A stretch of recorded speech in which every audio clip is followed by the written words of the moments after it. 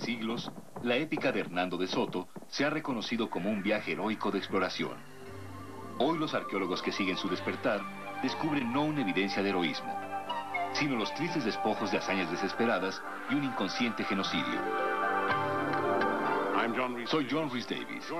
Acompáñenme a recorrer la marcha de la muerte de Hernando de Soto en Arqueología.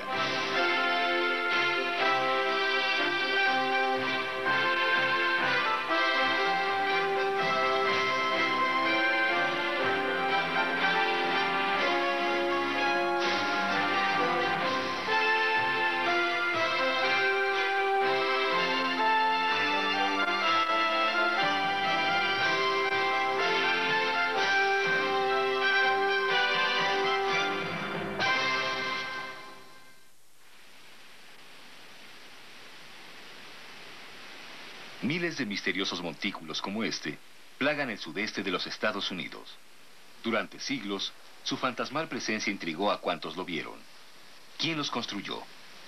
Seguramente no los tristes salvajes que los historiadores de los siglos XVIII y XIX pensaron. Quizá una raza perdida que existió mucho antes de que el primer hombre blanco posara su pie en el Nuevo Mundo, condenados para siempre al olvido de la prehistoria. Durante la década pasada, los arqueólogos han seguido la ruta del conquistador Hernando de Soto, buscando pistas de cómo pudieron haber perecido los indígenas.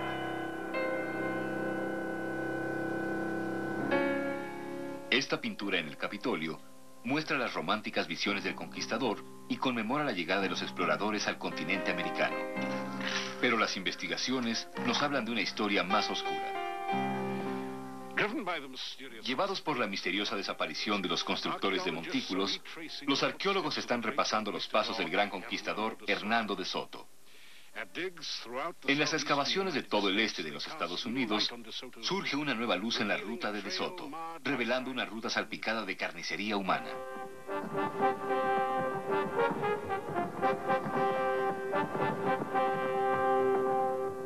Cuando de Soto pisó la Florida, era un rico y avesado veterano de las aventuras españolas en el Nuevo Mundo.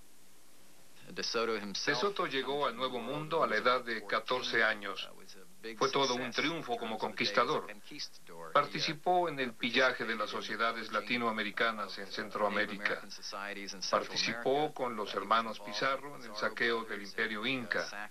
Y también se convirtió en un hombre muy rico. Pero la riqueza solamente no pudo satisfacer la incesante ambición de Soto. Para dejar su huella en la historia, arriesgó su fortuna en una sola jugada: su propia expedición en busca de El Dorado. Cuando llegaron al Nuevo Mundo, ninguno de los conquistadores llegó con la intención de quedarse. Querían llegar y encontrar El Dorado. Querían encontrar el oro de los incas. Si no lo encontraban, regresarían sin ningún tipo de título, sin ningún nombre. Y por ello se sabían contra la pared para lograrse un nombre en el Nuevo Mundo. Muchos lo habían logrado, no había por qué dudar que ellos también lo lograrían. Después de aniquilar la gran riqueza del Imperio Inca, los españoles volvieron sus ojos al norte. De ahí llegaban rumores de oro, plata y joyas más allá de toda imaginación del más grande monarca inca.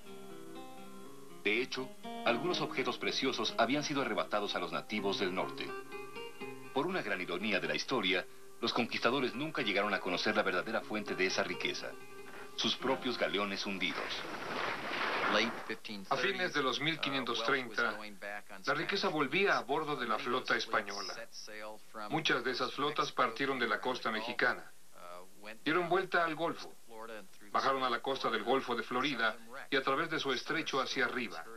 Algunos se hundieron por tormentas y huracanes. Los nativos de Florida recogieron los restos de oro, plata y otros. Y en los puntos arqueológicos y naturales de Florida encontramos oro y plata que procedía directamente de Centro y Sudamérica. Espectacularmente ajenos a los extraños giros del destino, los orgullosos conquistadores de Soto llegaron al Nuevo Mundo en la primavera de 1539, probablemente a la bahía de Tampa. Casi 700 valientes salieron presurosos en busca de fortuna. Cuando se detuvieron a preguntar dónde estaban, no estaban para nimiedades. Cada vez que De Soto llegaba a un lugar nuevo, interrogaba a sus cautivos. Y las dos preguntas eran: ¿Dónde se encuentra el príncipe más rico de estas tierras? ¿Dónde está la sociedad más rica y más grandiosa? También preguntaba específicamente a los naturales sobre su precioso oro y plata. Los españoles mostraban a los indígenas las joyas en sus manos y cuerpos y les preguntaban, ¿dónde hay de esto? ¿Dónde lo encontraremos? Los nativos pudieron haberlos engañado. Y en muchos casos sabemos que lo hicieron, pero en su mayoría sospecho que les dijeron lo que querían saber, dado que la forma de extraerlo fue grande. La posibilidad de tortura era obvia. En obediencia a la carta del rey, de Soto leía un largo discurso a cuanto grupo de nativos se encontraba. Ellos, junto con sus tierras, pertenecían ahora a la corona española. Tenían que ser leales a España y adoptar la fe católica. De rehusarse, eran advertidos. Con la ayuda de Dios, entraremos en sus tierras a la fuerza. Haremos la guerra en todo lugar y medio que podamos. Los tomaremos junto con sus esposas e hijos como esclavos. Nos apoderaremos de sus tierras y les haremos cuanto daño nos sea posible. Una vez establecida la legalidad de la declaración de guerra, Hernando de Soto se dedicó a destruir y esclavizar con conciencia pura. Cuando llegaron al Nuevo Mundo ostensiblemente en busca de oro, por Dios y por su gloria, los españoles claramente vinieron en busca de esclavos. Trajeron grilletes, yugos y cadenas para esclavizar a los nativos. Durante casi toda la expedición probablemente llegaron a juntar tantos esclavos como miembros de la misma. Había veces que las expediciones quizá llegaron a tener 800 o 900 integrantes, incluidos los esclavos indígenas que los acompañaban. Una de las tácticas de Soto era capturar a los jefes. Estos no solo eran importantes económica y políticamente, también eran el foco de la vida religiosa de su gente. Para los naturales, la captura de los jefes era devastadora, porque todos se paralizaban. Los habitantes eran sometidos casi inmediatamente. La razón era que los jefes eran el centro ideológico de su universo. Era su punto de contacto cosmológico con el otro mundo. ¿Y por qué es importante? Es importante porque los jefes, a través de su ideología, podían comunicarse con la sabiduría de sus antepasados en el otro mundo. Hasta hace poco, nuestras fuentes de información sobre la Odisea de Soto y las culturas indígenas que halló a su paso eran los registros y diarios escritos por miembros de sus fuerzas. Con ellos, los arqueólogos decidieron repasar el ahora frío sendero de su expedición. Hay 3 relatos de primera mano, escritos por participantes de la expedición de Soto. Dan un itinerario de casi día tras día. Lo que hacemos es repasar estos registros y compararlos a nuestros mapas para localizar los puntos. ¿Dónde hay un gran lago? ¿Dónde hay una aldea grande? Etcétera. Es algo así como un trabajo detectivesco. Reunir muchos de los datos y ver dónde encajan. Así es como empezamos a reconstruir la ruta. Buscar la evidencia de los españoles, al decir del arqueólogo, será la mejor forma de encontrar los restos de las culturas indígenas perdidas. En algunos de los puntos arqueológicos podremos ver la evidencia del impacto de los españoles en los nativos. De hecho, varios de los lugares en la ruta muestran una horrible evidencia gráfica de huesos de indígenas. Los restos de gente que vivió en 1539 y que fueron atacados por españoles armados. Uno de los importantes puntos de contacto en Florida es el montículo Tatham. Los arqueólogos encontraron los restos de 300 personas que murieron casi al mismo tiempo. La causa de la muerte fue grotescamente clara. En este grupo de personas, los huesos mostraron claramente haber sido atravesados por espada. Uno de ellos, horrible. El hombro izquierdo de un hombre totalmente desprendido. Probablemente cortando el brazo completo de una persona. Algunos de huesos más largos. Era típico en los españoles que cortaran los tendones y músculos de la pierna para que el oponente cayera. Después los atacaban en la cintura para que soltaran el arma. Y después les daban el golpe de gracia en la cabeza o como fuera. Es claro que la gente moría a causa de estas pequeñas batallas o luchas. Los escritos también revelan que los indígenas lucharon tan violentamente como los españoles. Los testigos registran escenas horripilantes. Los nativos emboscaban a sus enemigos tan cautelosa y hábilmente que ni un solo español que se alejara 100 metros del campamento escapaba a las flechas o a la decapitación súbita. A pesar de la rapidez en acudir en ayuda de sus compañeros, siempre lo encontraban decapitado. Pero los españoles contaban con devastadoras armas a su servicio.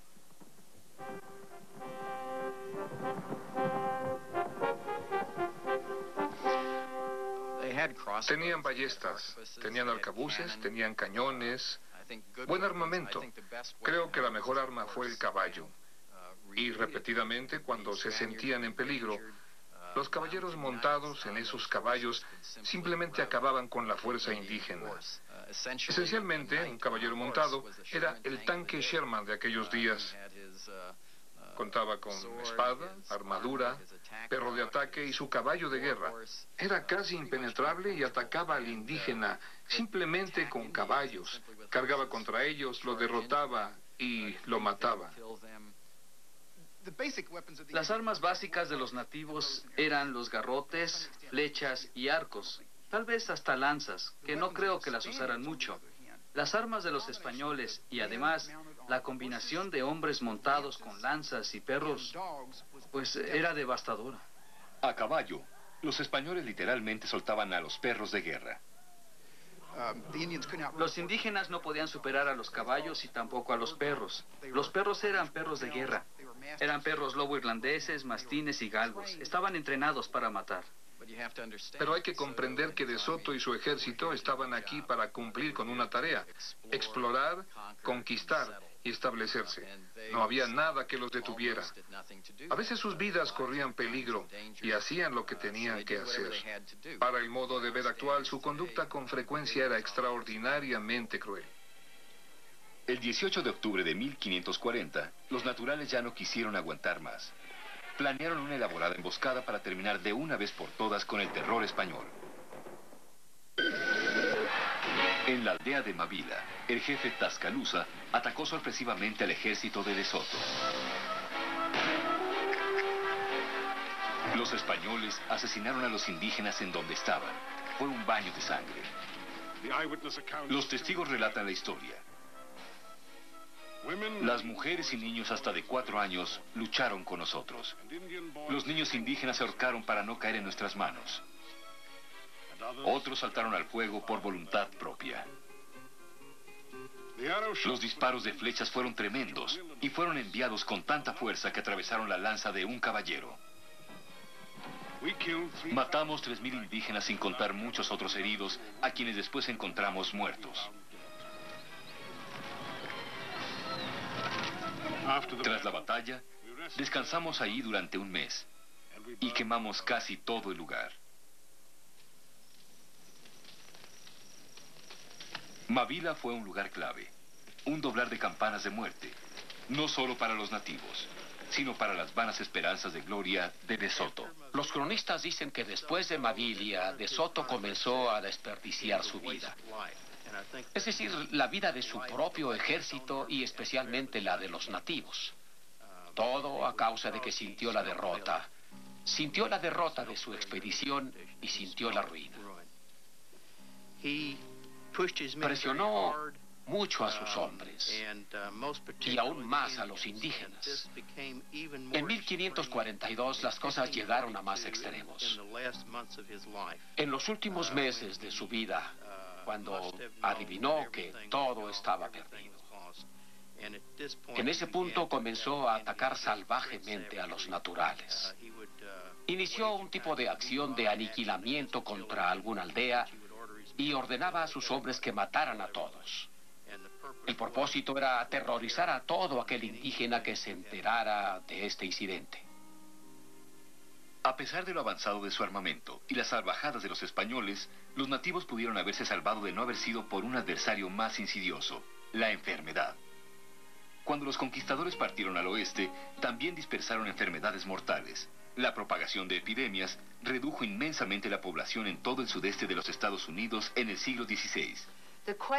Se ve claramente la cuestión de una pérdida irrevocable de habitantes del Valle del Mississippi, donde se ha realizado la mayoría de mi labor arqueológica.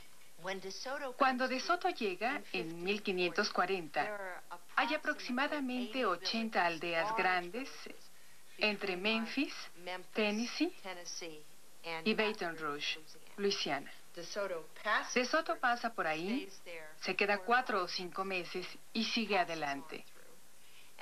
Después no hay más contacto europeo hasta 1682, cuando La Salle, representando a los franceses, llega por el Mississippi.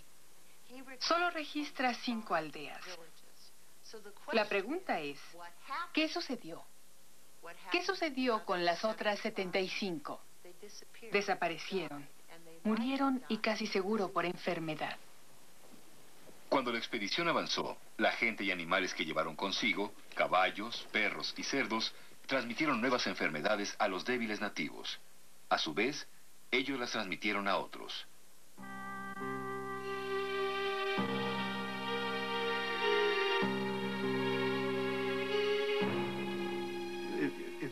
Si pensamos en una de las mayores ciudades de los Estados Unidos y la reducimos en un 98 o 99%, se dará una idea de lo devastadoras que eran estas sociedades.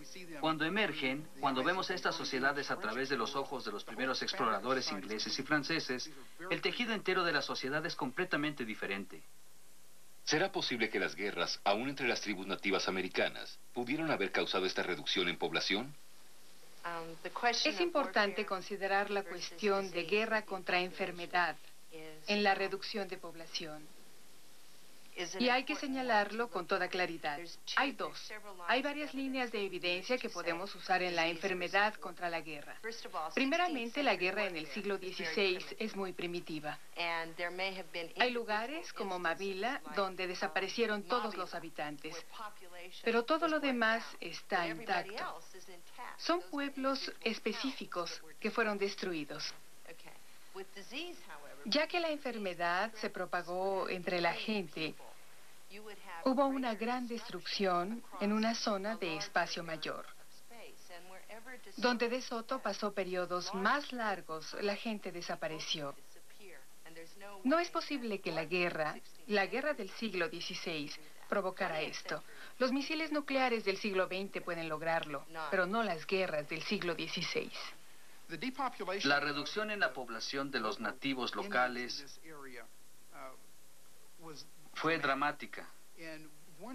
La razón de esta ocurrencia a gran escala fue que cuando la gente del pueblo enfermaba, aparentemente todos lo hacían al mismo tiempo. Y aunque solo bastara un vaso de agua para salvarle la vida, no había quien fuera al río o al lago a recogerla para que sobreviviera. Con todos enfermos al mismo tiempo, no había quien saliera a recoger hierbas o a cazar para traer carne. Los pueblos pudieron haber sufrido enfermedades menores y haber muerto de hambre.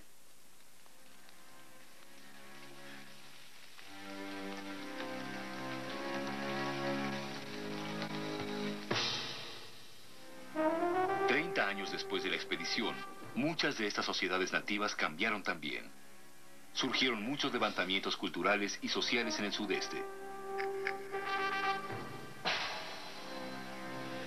Por desgracia, los indígenas de la Florida sencillamente murieron. Y entre los 1730 y 40, literalmente lo que fueran pueblos de varios cientos de miles, se redujeron a un puñado. Los indígenas Creek de Alabama y Georgia, que incursionaban en Florida aún a fines de los 1600, se movilizaron y se establecieron alrededor de 1740.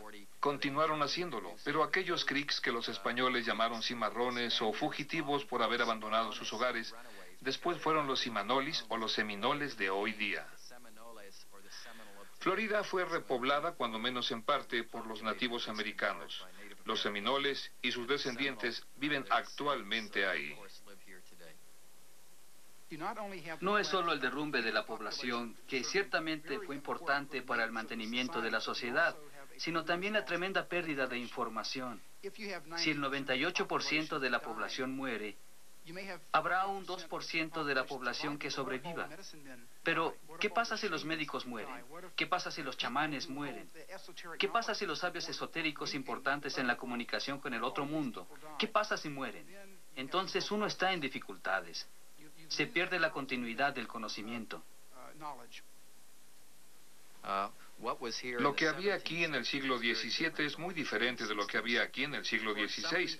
Solo podemos mencionar algunos de los pueblos nativos que De Soto encontró a su paso. Los Usita, los Macoso, otros en Florida.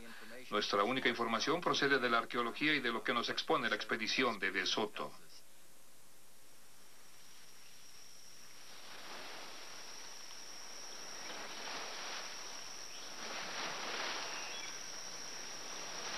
De Soto murió sin un centavo en 1542, aparentemente de fiebre, en el campamento de su ejército a orillas del Mississippi. Durante casi un siglo después de la marcha de la muerte de De Soto, los refugiados peinaron sus tierras vacías. Surgieron nuevas tribus y lenguas. El pasado colectivo se había perdido. Cuando los colonizadores ingleses y franceses vieron los montículos y preguntaron, ¿de quién son esos monumentos?, los descendientes de los constructores ya lo habían olvidado. Apenas hoy, con la ayuda de la arqueología, están reclamando su pasado perdido.